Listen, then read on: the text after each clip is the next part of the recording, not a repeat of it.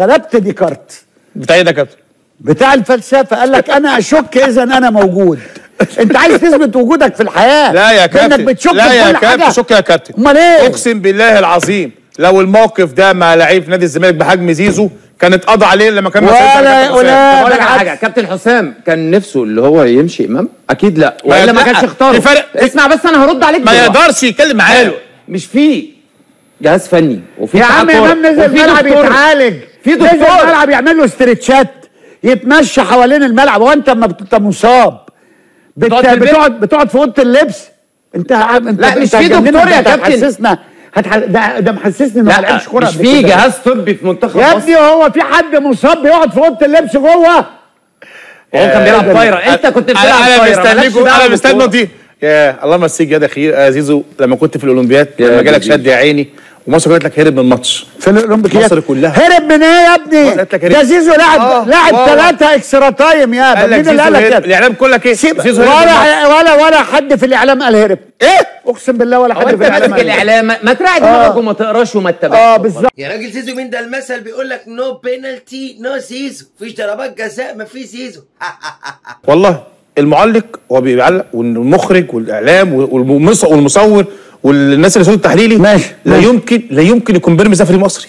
يمكن بيراميدز فريق هندي هقول لك بس طلياني. هقول لك واحده يا عمي هم دول اعلام الناس ازاي؟ لا انا الاعلاميين دول. الاعلام ده ازاي؟ انت ركز في الملعب وكوره واكسب، مالكش دعوه بالناس. نزلوا الاعلاميين دول نزلوا الملعب كسبوا الاهلي. مش عارف ما الاهلي كسب بيراميدز يا كابتن. ما هو يكسب. ما انت ليه بتبص في ورقه اللي جنبك؟ يا كابتن ما تبص في ورقتك. ما كسب بيراميدز. المعلق دوت لو متحيز هو اللي كسب. هو اللي كسب الاهلي. المعلق ده لو عارف لو هو هيتعاقب لو لفظ يا عم هو اللي كسب الاهلي. احنا بنتكلم في الحلقات كتير. لا مش عايزين 10 حلقات. الحكم بقى اللي كسب الاهلي 10 حلقات. هتقعد برضه. ده ربنا يستر علينا في السعوديه الماتش الجاي كمان. ربنا لا يستر. هو النتيجه خلصانه من دلوقتي. ربنا يستر. ماتش الجون امام عاشور الاوفسايد اللي الدوري السعودي عمره في حياته ما عاد كوره دقيقه ونص او دقيقتين. اتحاد في ماتش السوبر. ربنا يستر يا كابتن حسين لبيب. انا بحذرك والله في ماتش السوبر في السعوديه. ماتش السوبر في السعوديه خلي بالك من ايه؟ احنا ترصنا المره اللي فاتت كنا هم عاشور الاوفسايد. من ايه طيب؟ هيعمل ايه كابتن حسين لبيب؟ انت مالك؟ انا بكلمه هو. النتيجه اصلا معروفه من دلوقتي. انت اهلاوي انت مالك؟ النتيجه معروفه من دلوقتي يا باشا. ده انت مرمطون الاهلي منذ بدايه الخليقه. ده اكتر فريق الاهلي كسبه، اكتر فريق كان وصيف الاهلي في البطولات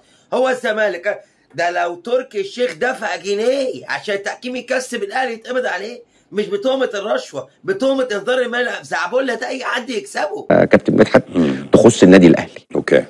لان في ناس كتير قوي في الفتره ديت زايدت على النادي الاهلي وزايدت على وطنيه النادي الاهلي.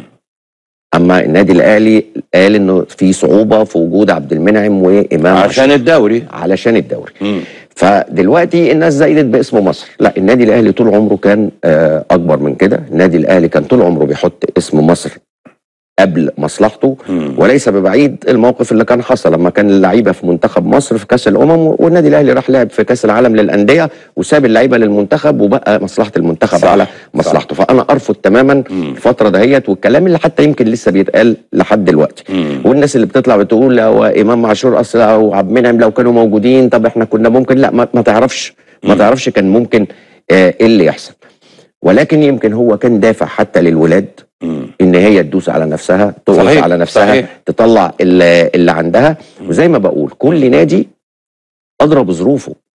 وعلى فكره احنا دلوقتي برضو يعني المشكله ان احنا في ناس كتير قوي قعدت ركزت مع النادي الاهلي. طب ما في انديه كتير قوي اعتذرت. بس الزمالك ادى اوكي. يا بركات يا ابن اللعيبه. بركات قال لك خلاص بقى لما السجاره اتطفت الصحابه اختفت. ادى بقى محر وظبط لجمهور الاهلي عشان استميلهم، عشان اعرف اعيش واكل عيش. اللي ما كانش معانا في الشده ما يستاهلناش في اللين. حد ولا في مع احترامي الفرقه عشان تكسب النادي الاهلي بالصفقات اللي جابها؟ هتكسبه ازاي؟ صح يكسب ازاي؟ النتيجه معروفه. انا راهنتكم الماتش اللي فات. انا راهنتك ونادي. انا بقول لك من دلوقتي والله العظيم يا كابتن ان انا ما بخافش على الزمالك في ماتش يعني ماتش سوبر مثلا، ماتش سوبر افريقي، ماتش واحد ضد النادي الاهلي انا اكسبه بالسكواد اللي معايا ده بالصفقات دي. انا مش خايف ماتش السوبر. انا مش قلقان تمام ماتش السوبر. انا قلقان من الدوري 10 شهور في ظل ما عنديش سكواد جامد ولا دكه جامده ولا صفقات قويه. معاه مدرب انا مدرب لغايه دلوقتي مش مقتنع بيه. ده رايي مش هغيره. انا مش خايف ماتش السوبر ده بالنسبه لي ماتش سهل جدا النادي الاهلي. والله العظيم باللعيبه اللي عندي دي لعيبه كبيره جدا وهتعديني الماتش ده. انا ما بتكلمش في ماتش، انا بتكلم في 14 شهور. هتعديك في مكسب يعني انت هتكسب السوبر؟ اكسب السوبر. ما انا راهنت كنت كابتن مجدي في ماتش الاهلي ومحدش جاب الرهان، ورهنت براهنكم ماتش السوبر اهو. طب ما تكلمني. انا ماتش السوبر اللعيبه بتاعتي بفضل ربنا تقدر تعديني الماتش وتكسبني الماتش ده. انا بتكلم في دوري عام وسوبر افريقي وكونفدراليه. بأمارة ايه تكسب؟ مش في مقاومات وفي حاجات؟ مقاومات مين؟ بأمارة ايه؟ انا السكواد عندي اللي موجود عندي اتقل منك طبعا. اتقل مني؟ انت تعمل دكه بس. اتقل مني؟ دكه والله بس انت ما ترصلوش تاني بقى، هو بقى كده زي الفل. انزل يا زميل، انزل يا زميل، اتاكد مدينا لايك ما تيجي فيديو مش في قناه مجرد فعل كل الشرح على كل مكان. لايكات ولا بينا نشوف عايز اسمعك ايه.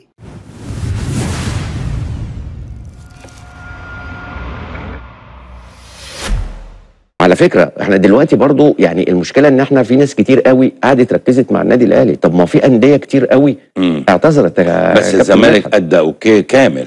الزمالك واحنا شكرنا نادي مين الزمالك. اعتذر تاني؟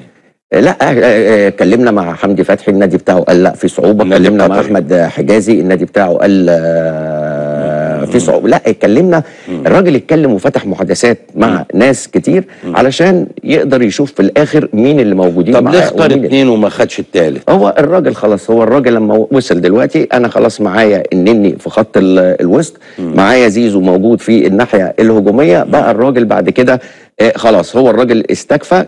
لان ملقاش حد على المستوى. علشان برضه خد بالك دي نقطه تانية في ناس مش فاهماها. انت بتبقى من البدايه حاطط قايمه اوليه يا كابتن مدحت، فانت اما بتيجي بعد كده بتختار انت ملزم ان انت بتختار من القايمه المبدئيه اللي انت حاططها، اللي كان فيها مثلا 40 50 لعيب مثلا وانت باعت الكلام دوت. فكان الراجل يعني هو شايف من خلال متابعته لمباريات الدوري، فهو شايف مثلا ان مفيش حد، ان النادي الاهلي مثلا بيأدي بشكل كويس، ان بيراميدز مثلا بيلعب وبيأدي بشكل كويس. ايه ده بركاتهم كلبوا السته بيتكلموا وانت طالع بتتكلم ليه؟ انت شايل سته النهارده منتخب مغرب بتتكلم ليه؟ انت متخيل انت بس والله العظيم يعني انت الزمالك اتقل من الاهلي من اللعيبه القديمه ولا بالصفقات؟ قول لي يعني انت عندك حد زي حسين شحات زي امام عاشور زي وسام ابو علي زي مين؟ اينو تعالى اقعد مكاني وانا اجي اقعد مكانك عشان ده يعصبني. هو انت بتقول اي حاجه وخلاص. ناصر ماهر وزيزو وعبد الله السعيد بتقارنهم بحسين الشحات والناس دي؟ يعني زيزو بتقارنه باي حد عندكم اصلا؟ يعني حسين الشحات وسام ابو علي. وسام علي مين يا جدع؟ بقول لك زيزو تقول وسام ابو علي. هو انت عندك زيزو بس؟ انت بتتكلم على زيزو بس؟ انا بكلمك في كذا واحد. ايه ده يا جماعه الكوره دي يا جماعه؟ طب اقول لك على حاجه، ادي الجمل وادي الجمل، الماتش مش بعيد. مش حاجه جنب. لو زيزو اللي عمل كده كان الاعلام الاهلاوي قال لك ازاي لاعب بحجم زيزو يتكلم مع العميد حسام حسن ده منتخب مصر؟ وازاي ما حدش يتكلم يا كابتن؟ بيحب زيزو. ما حدش يتكلم يا كابتن. كمل. امام عاشور ما حدش يتكلم. امام عاشور ما حدش يتكلم. امام عاشور طلع من المعسكر ودي على مسؤوليتي، ومن جوه المعسكر عشان لقى نفسه ماليش دور، لقى كابتن حسام حسن بيلاعب تريزيجيه عليه، فراح للدكتور قال له انا مضروب في مشاعري عايز امشي، مشاعري وجعاني، فابتدى يمشي ولا حد يتكلم معاه ويتمرن في النادي الاهلي ومفيش حاجه. حد من الاعلام المصري الجبان، بعض الاعلاميين الناس الجبانه فتح بقه واتكلم قال امام عاشور بيتمرن هناك في استاد تتش. طب لو انت راجل هات صوره الامام وهو بيتمرن في استاد تتش، راجل بيعمل تدريبات تاهيليه، هو راجل النهارده متكسر؟ لا لا ماتش مع دجله كسب واحد بجون حسين شحات ما لعبش امام عاشور، ارحمونا بقى. هل كان في اتفاق مع النادي الاهلي ان ابراهيم عادل يطلع يلعب ماتش الاهلي ويرجع؟ مع النادي الاهلي؟ ولا مع نادي بيراميدز قدام الاهلي يعني؟ لا لا لا بص يا كابتن، انا راجل مشرف على المنتخب وانا اتكلمت في النقطه دهيت لان النقطه دي كانت مهمه جدا وكان مهم ان انا اوضحها. انا بقعد مع المدير الفني بتاعي كراجل مشرف على الفريق. اولا اي حد هيجي يقول لك بركات جه حضر اتفاقات، بركات كان موجود في اتفاقات، كان شايف انها مختلفه او كده، يطلع يقول ان انا كنت موجود وكنت واعرف الكلام ده. انا اللي اعرفه انا عندي مدرب جالي قال لي انا عايز ابدا المعسكر يوم 5. هتمرن 5 ايام في مصر وبعد كده هطلع قبلها باسبوع على فرنسا. هطلع اعمل معسكر في فرنسا، هعمل ماتشين مع اوكرانيا ومع العراق.